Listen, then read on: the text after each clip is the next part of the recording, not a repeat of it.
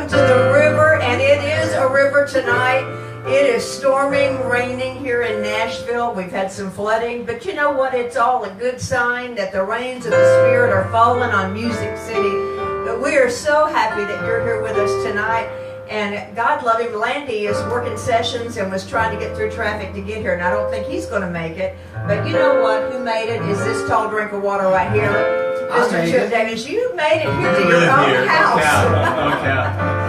But I tell you what, we can't do the river without Chip Davis. And Donnie, we're so glad. And also Tabitha Fair is here and some great friends. We're going to have a good time. I encourage you, share it with somebody.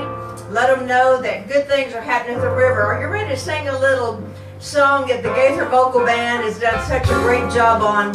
We're Better Together.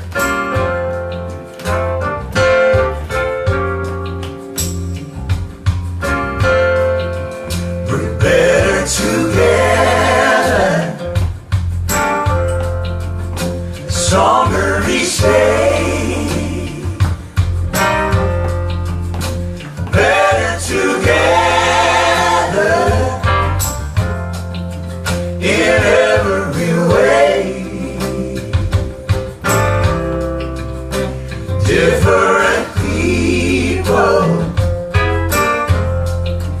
but so much the same. Sisters and brothers from every land, loving each other, we reach out our hands. Divided we fall, united we stand. We're better together, so much better together.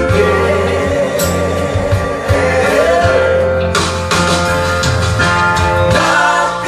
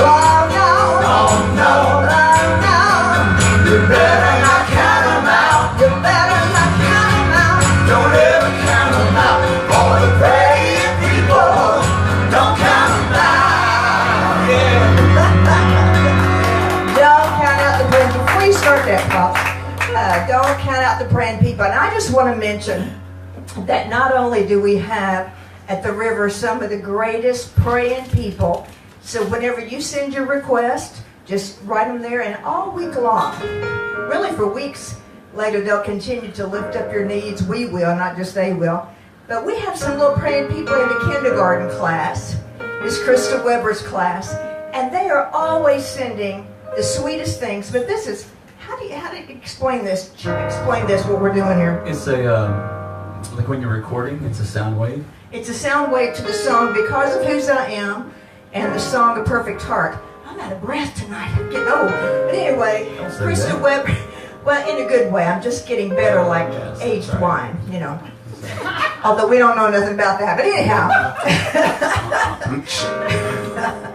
But we are so thrilled to have that. You know, this week we have had so many sweet gifts from Krista Weber. And her little kids, you'll love this, Jonathan. They're in a tough area. And so to teach them about giving, they've kind of adopted Donnie Meade, just all this whole crew, and Dallas they think is their mascot. But she's always having them make things to send to us because she said they need to understand the joy of giving. But thank you, Miss Krista. And, you know, we just have some of the sweetest people. I wish you could read the letters, the emails, the Facebook, all the posts of the things that you send us. You know, and it really encourages our heart, and we love it so much. I want Chip to come sing a song that Doug Anderson sang this, didn't he? That we wrote, Jesus Saved Me When I Couldn't Save Myself.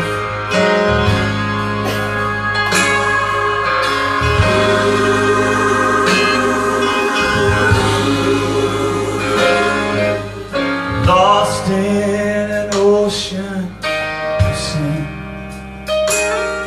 I kept going under again,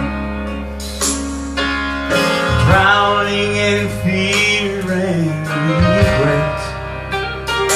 Oh, but he wasn't through with me yet.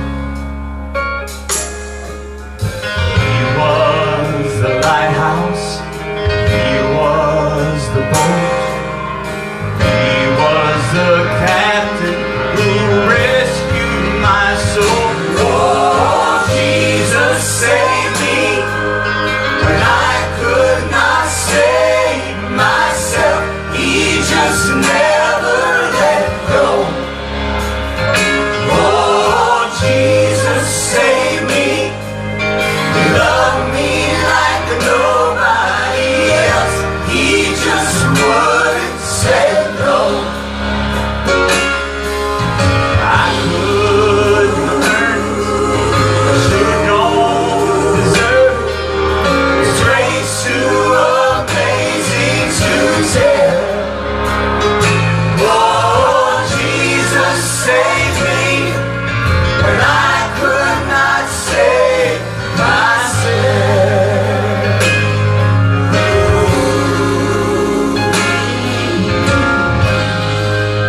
Jesus saved me. Now if I could show you my heart that used to be twisted and dark, now only mercy remains. Where there was nothing but shame, he was the power, he was the light, he resurrected this dead man to life. Oh, Jesus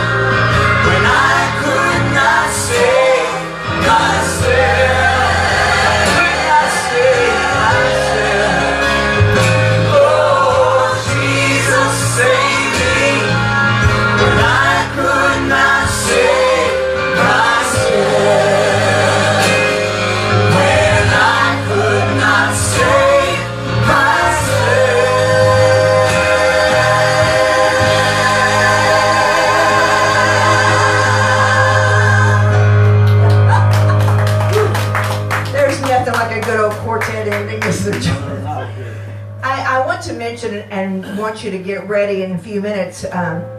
One of the most precious men that I know, and I know him more from watching his life and reading his books. He's going to be joining us, Jonathan Martin.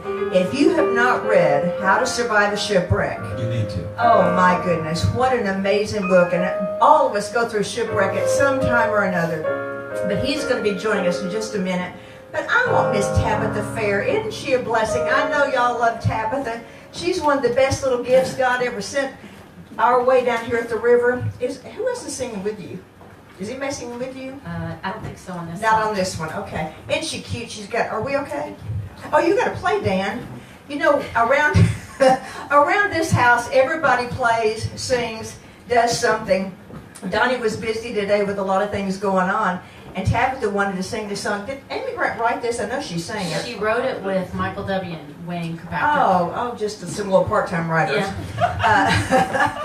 But she wanted to sing this song, and I said, I don't know if Donnie's got time to learn it, but Dan, if you put the music in front of you, Dan, you're going to be able to play it. You want to talk about this song a little bit? Yeah. The song's entitled "Lead Me On," and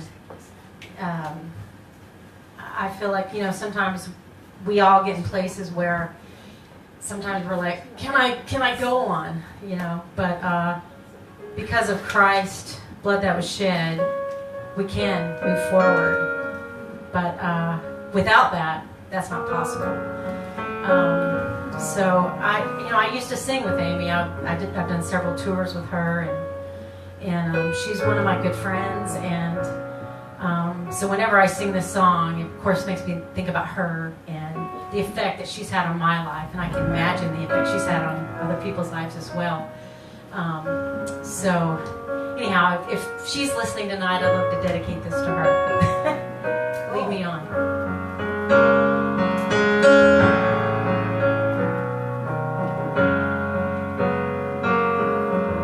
Shoulder to the wheel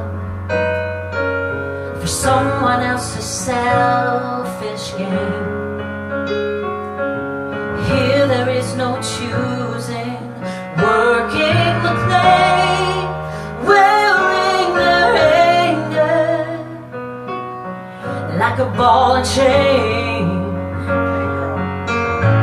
Fire in the field, underneath the blazing sun. But soon the sun was faded, and freedom was a song.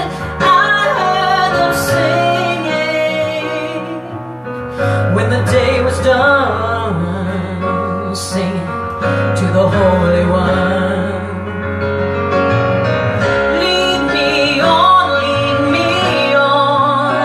to a place where the river runs into your keeping.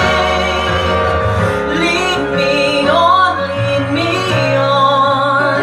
the awaited deliverance, comforts the seeking.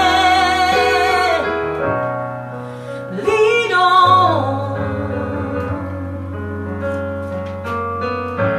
waiting for the train, labeled with a golden star. Heavy-hearted boarding, whispers in the dark. Where are we going? Is it very far? Bitter cold terrain, echoes of a slamming door, chambers made for sleeping forever. The voices like thunder,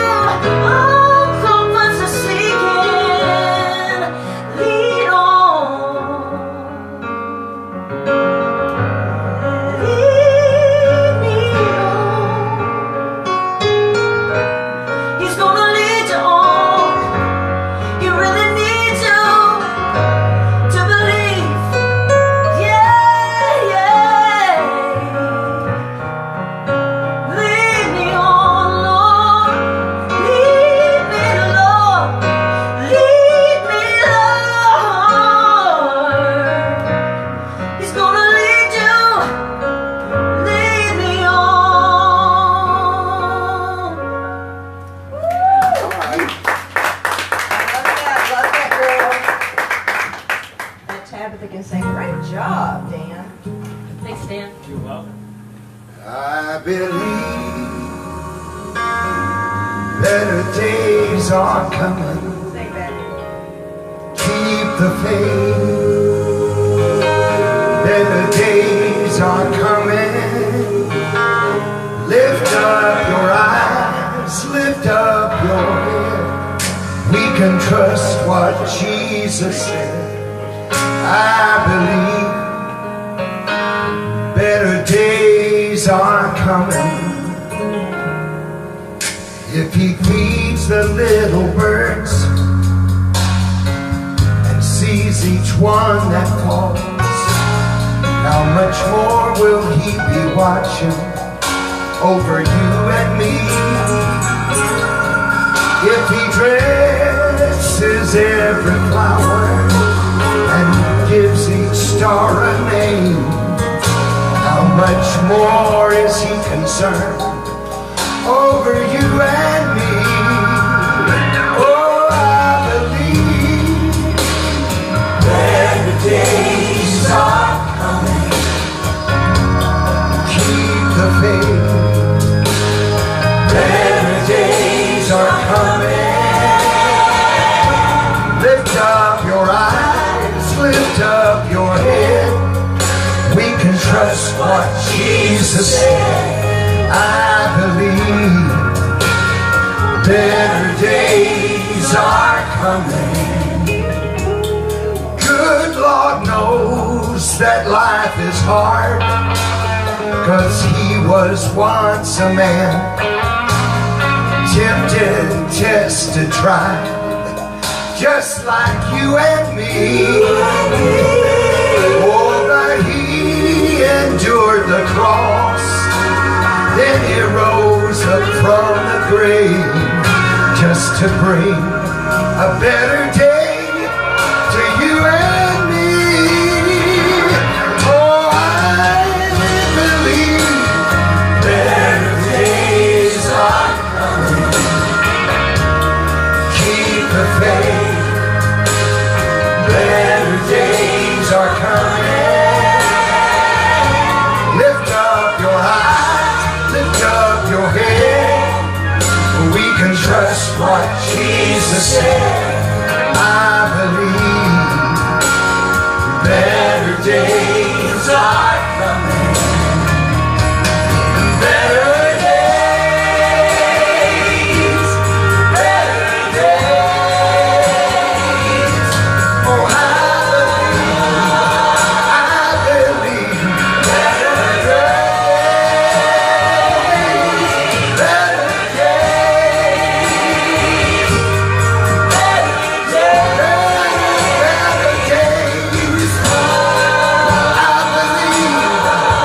I believe in better days. No more weeping, no more groaning. Don't you know joy comes in the morning? I believe better days are coming. I believe, oh, I believe better days are coming.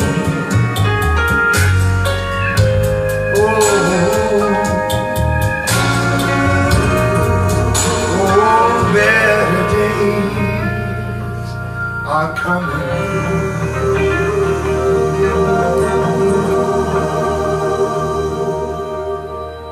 And I believe, don't y'all believe that better days are coming? That's a song that Donnie and I wrote with Mark Lowry, who's watching tonight. Hey, Mark Lowry, I love you so much, little bro. We are so thrilled to have a brand new friend, well, new to us, a brand new friend tonight. He's been my Facebook friend for a while. She's been your Facebook friend for a while. Renee, I want you to come over here and get ready to sing. This I've is known a this girl song. for 20 years. You've known her for 20 years. Well, 20 years. bless 20 her heart. years. Now, we'll pray for her. But Renee has sung with a lot of people. Faith Hill comes to mind as one, Willie Nelson. And just, we're so blessed. We never quite know who all is going to show up here at this house. Chip's going to come play piano tonight. But come up here, baby girl, and sing your songs. And are you going to help them? Yeah. Oh, good. I never know what's happening. I just live here, y'all. I'm so glad that you are here at our home. You want to say anything, girlie? Well, I'm just glad to be here. I came here looking for love. Well, you found it, I hope. I came here looking for love. That's a song that I started on the way over here. Just kind of hit me like a ton of bricks. By the time that rain started, that torrential downpour hit, I couldn't see to drive, and that song hit me about the same time. Say your name. But this song, Renee Martin. my name is Renee Martin, and Chip and I wrote this song in 2001. It kind of came in at midnight, the day before we started tracking my first gospel album.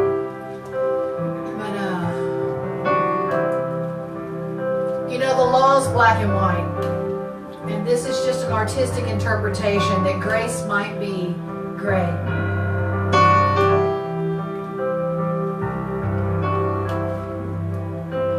Is it always willful disobedience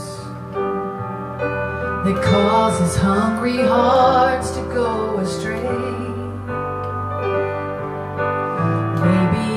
Our search to find significance as we struggle through the day-to-day, longing for the things the world calls treasure that never satisfies an empty soul, trying to fill the void with earthly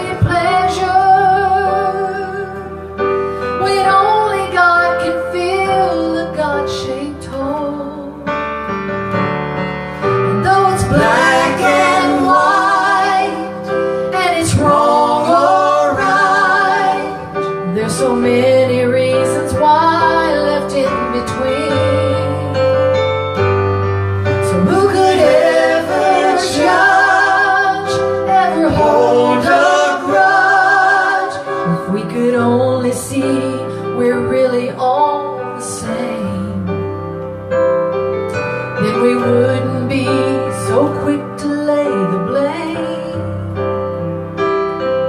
If we realized the truth, what would we say? Could we finally understand that grace is grace?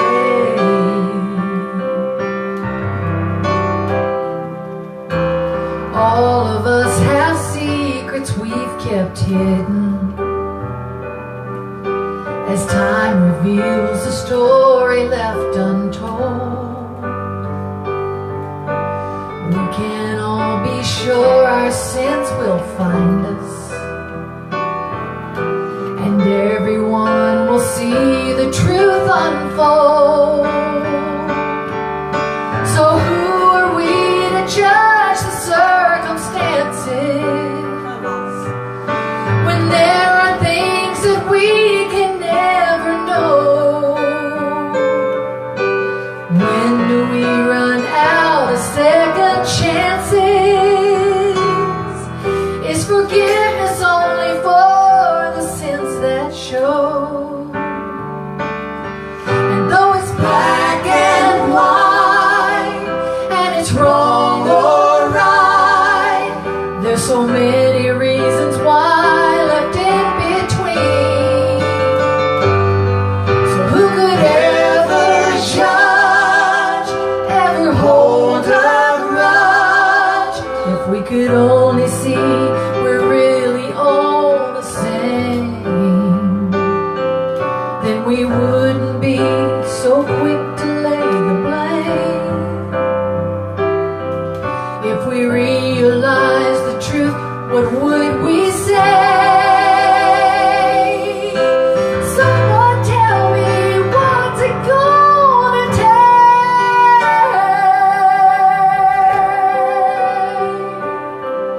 till we finally understand that grace is grace? Grace is grace. Grace is grace. Grace is grace.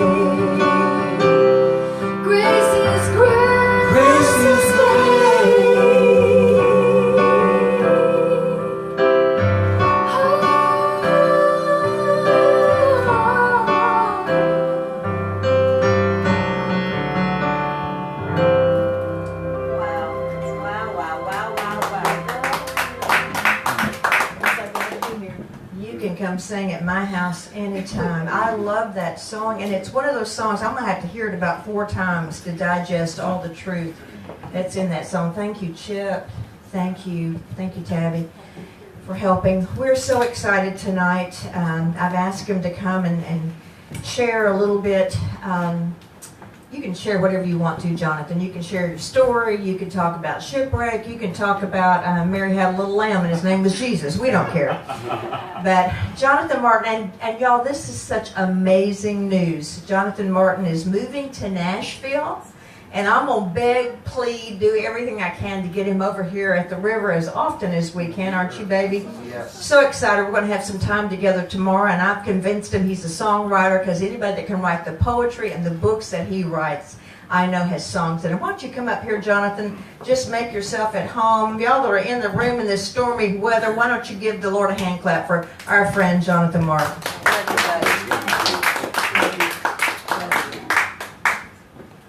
All right.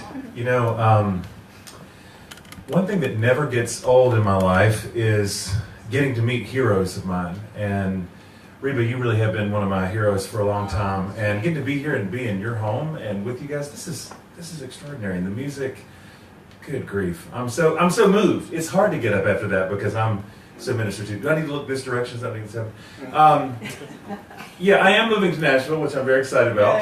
That's I'm in the midst of doing this now. You should be careful about that invite, though, because right now I'm basically a homeless guy wandering around talking about Jesus and going to U2 shows. So I will just show up here and not leave. Great. Okay, fantastic. Man, this is just magical. What a sweet time. And one thing I want to say too, Reba, because I loved your music for so long, but the more recent years we've connected, you've been such an encouragement to me from afar, and in ways more than you know. One of the things I most appreciate about you and Donnie, you guys were talking about the wideness of God's mercy before it was cool.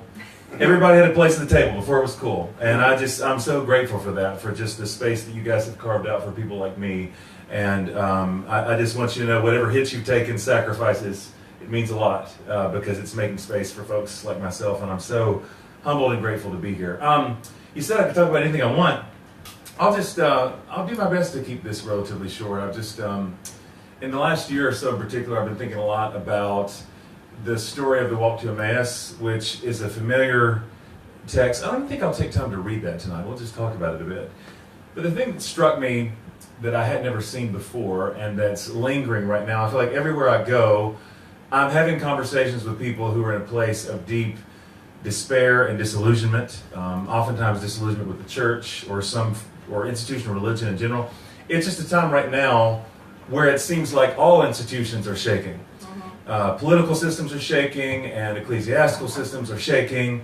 The words of the book of Hebrews, anything that can be shaken is being shaken right now. Right. And so many people just, I have this conversation every day. People who specifically don't know what to do with their faith. And it's interesting because I know that when you're in that place, especially when you're feeling the disillusionment and despair, and you don't necessarily know where you fit, it's not something, I want to take that pain seriously. I don't want to cheer it on. And at the same time, it's like, deep down, whenever people tell me this, and I feel like that is a conversation I'm having right now on a daily basis, there's a part of me that's a little bit glad, because this is what I've really come to believe.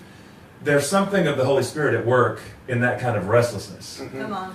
And I've never seen where that kind of despair and disillusionment, if you follow it all the way through, doesn't land in a broader, deeper, better kind of faith. Right. In the moment it feels like you are dying. In the moment it feels like when your faith begins to shift, that feels like losing everything. Chip Davis and I were talking about some of our journeys a few minutes ago and talking about our stories and things that kind of woke us up to think about some things differently.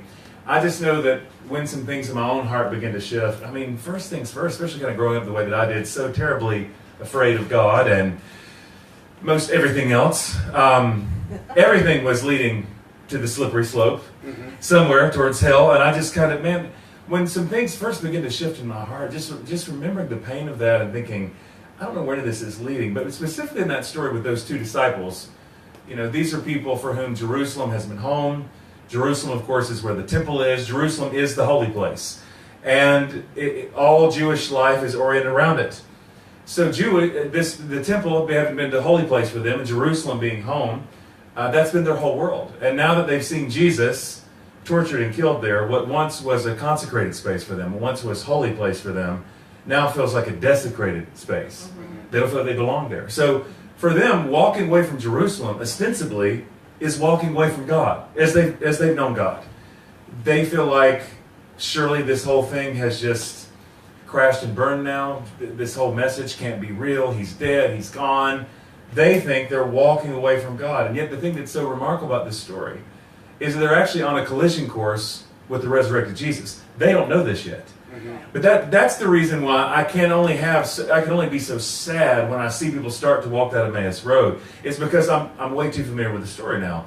Sometimes you actually have to leave the temple to get to Jesus, strangely enough. Well, Sometimes you have to get outside the institution. Right. Jesus isn't in Jerusalem. Jesus is on the road with them.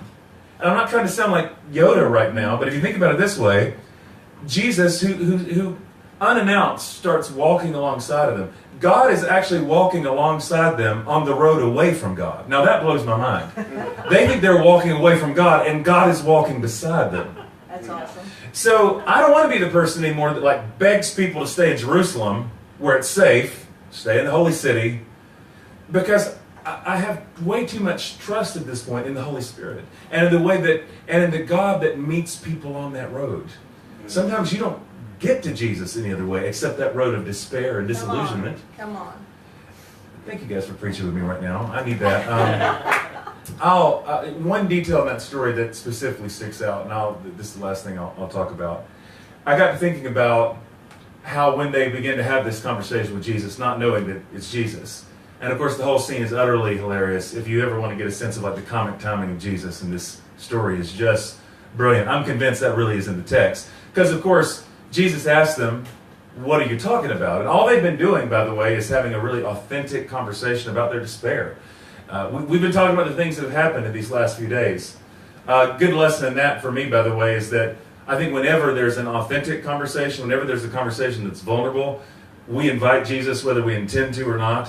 I say sometimes people are closer to God if they're vulnerable in a bar than if they're not vulnerable in a church, because vulnerability just draws the presence of God like moth to flame. It really does. Yes. So like in the midst of simply sharing their pain, they're inviting the presence of Jesus, and they don't even know that they're doing this. That's why it's so powerful when people do share pain with each other, because in that authenticity and in that vulnerability, there's a space that's broken open for God. I really do believe this. Yes. So Jesus asked them, what are they talking about? And they say, are you the only person here who hasn't heard what's happened in these last few days? Which is an amazing exchange. Because in this great, brilliant response of Jesus, only 2 words, and to me this plays like something right out of The Office. Have you not heard of the things that have happened in the last few days? Jesus simply says, what things? Isn't that genius? The one who's been tortured and crucified. What things? Has something happened in the last few days? Please fill me in. Tell me more. I think that's so amazing. But specifically the exchange, the part about this I've thought about a lot in the last few months I had never seen before, is that the response of the one disciple is to say, well, we thought that Jesus of Nazareth, we thought that he was the one who was going to redeem Israel. And now because Jesus has been killed, because he's been crucified, they assume that's not the case anymore. And the more I got to thinking about that, I just began to think about this question. Was Jesus the one to redeem Israel? And of course, in one sense, as a follower of Jesus, of course I'm going to say yes, but not in the way that anybody thought or expected. Right. They're looking for a militaristic Messiah who's going to come in might and power, overthrow the oppressors of the Roman government. They're expecting some kind of a political overthrow. God never comes in the way they were expecting. Jesus was never going to do that. Even before the crucifixion, even before any of those things, he was never going to come in the way that they were looking for him to come. So was he coming to redeem Israel? Sure, but not in the way that anybody in Israel thought.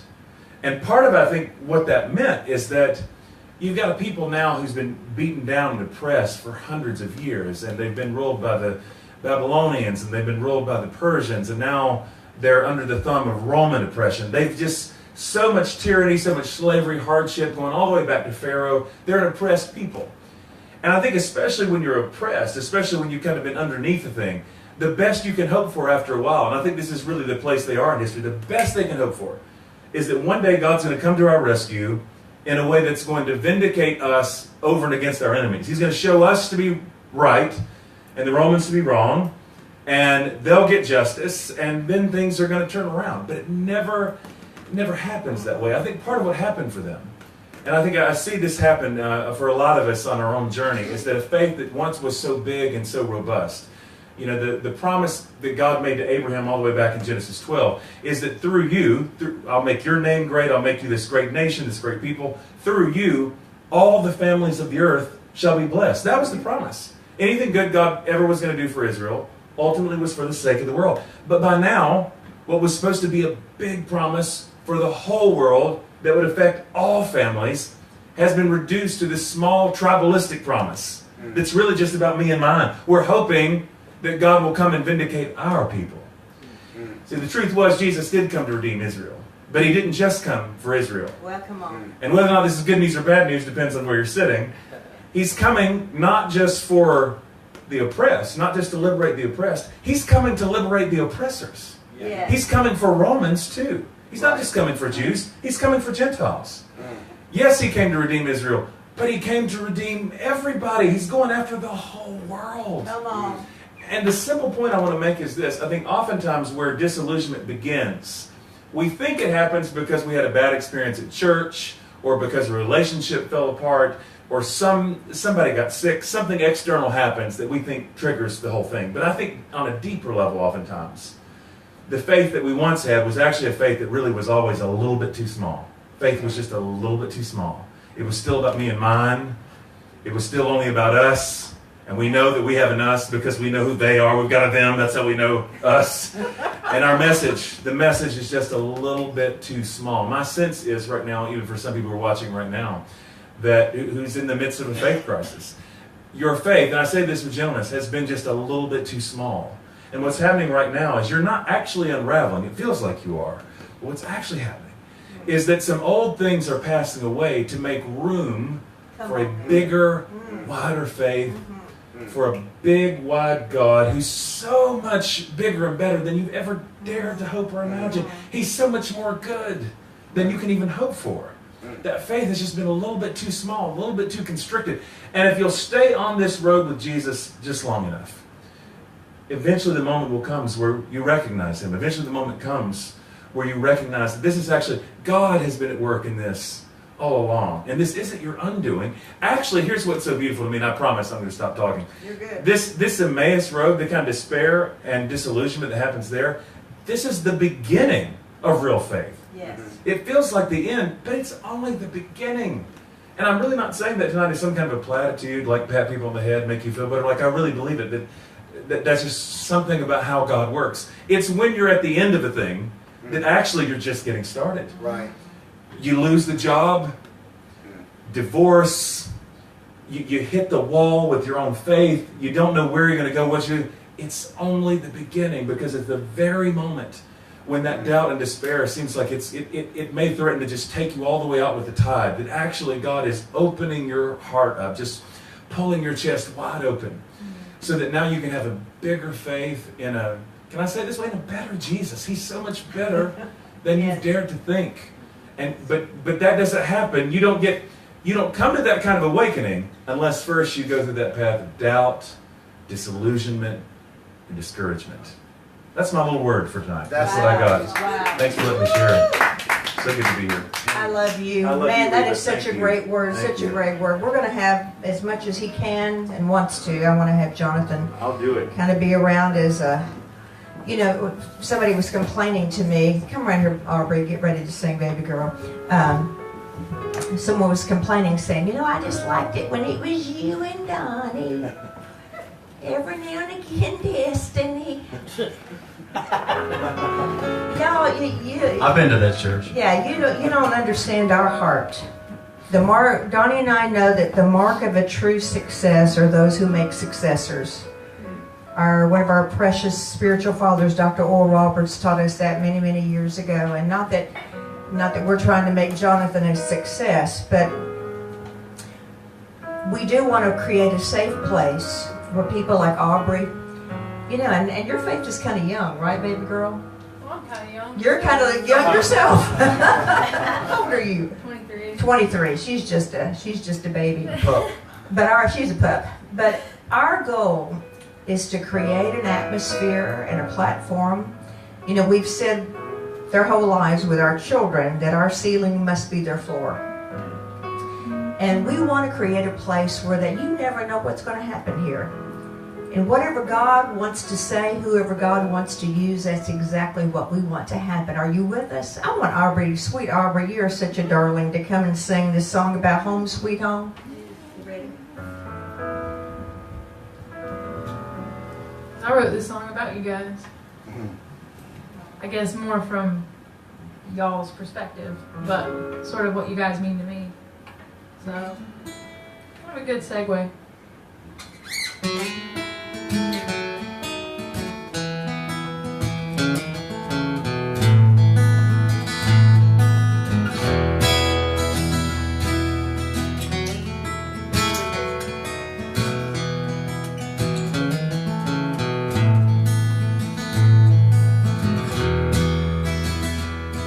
I haven't seen you smile in days. It's sunny out, but your eyes rain, and it hurts to watch you in this pain. I take it all to make it go away. And I know you wanna put up walls and hide,